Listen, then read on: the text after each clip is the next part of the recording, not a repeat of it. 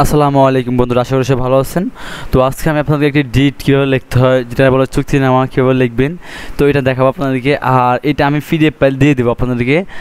আমি আমার ডিসক্রিপশন বক্সে পিডিএফ ফাইলটা দিয়ে দিব, আপনারা ওখান থেকে জাস্ট কপি করে আপনাদের মধ্যে আপনারা মডিফাই করে নেবেন। তো প্রধানত আমি প্রত্যেকটা ভিডিওতে আপনাদের দেখাই ফেজ সেট আপ দেওয়ার জন্য আমরা যে এখান থেকে ইনসার্ট অথবা ফেজ লাউট থেকে আমরা এখান থেকে সাইজ আমরা যে কোনো পেপার নিব। তো ডিট সাধারণত আপনার লিগ্যাল পেপার হয়, এই লিগ্যাল পেপার এখানে এই যে লিগ্যাল পেপারটা নিচে, এই যে লিগ্যাল পেপারটা এটা হয় ডিট, লিগ্যাল পেপার ছাড়া ডিট হয় না। তো আমরা ডিটটা দেখে নেব, কারণ এটা একটা স্ট্যাম্পের ডিট হয়। তো উপরে জায়গাটা আমরা কয় ইঞ্চি রাখবো, 4 ইঞ্চি রাখবো। যেমন আমরা এই যে ইঞ্চারে যাবো, ইঞ্চারে যাওয়ার পরে আমরা এখান থেকে আপনার এই যে ফেজ লাউট যাবো, ফেজ লাউট থেকে আমরা এখান থেকে এই ফেজ সেট আপে যাবো।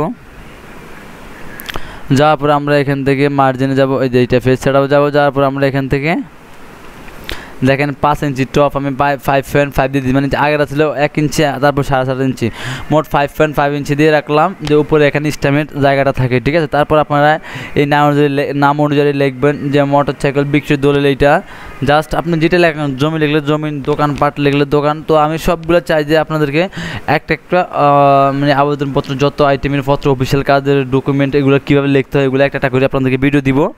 তবে আজকে এইটাই পর্যন্ত, জাস্ট যেহেতু আমি পিডিএফ ফাইলটা দিয়ে দেবো, আপনারা এখান থেকে সবগুলো ডিসক্রিপশন বক্স থেকে ডাউনলোড করে নিতে পারবেন। আর তারপর আমি এখানে দেখাচ্ছি, আপনারা আস্তে আস্তে আমি একটু ছোটো করে দেখাচ্ছি, আপনারা চাইলে ভিডিও স্টপ করে লিখে নিতে পারেন। আপনারা চাইলে ভিডিওটা স্টপ করে আপনারা এখান থেকে দেখে নিতে পারেন। তারপর আপনাদের কম্পিউটার আপনাদের অনুযায়ী আপনারা টাইপ করবেন।